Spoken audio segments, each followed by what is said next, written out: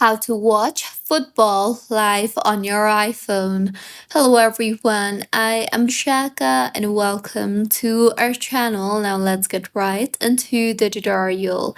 First things first, go ahead and open your preferred browser, and now in the search bar go ahead and search for TNT Sports, and now in the interface that you will be led to, go ahead and tap on the very first link you see there, and now in the interface that you will be led to, simply tap on the three lines on the top left of your screen, and here you will see the option for videos. So tap on the videos option you see there, and further you will see the option for live and schedule.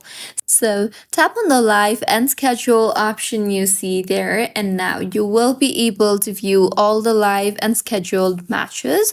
So go ahead and tap on the scheduled matches that you want to watch, and you will be able to view all the matches lined up. You will then be required to subscribe to TNT Sports in order to start watching your live schedule and live matches on your iPhone. So this was about how you can watch live football on iPhone. If you find this tutorial helpful, please like the video and do comment if you have any queries.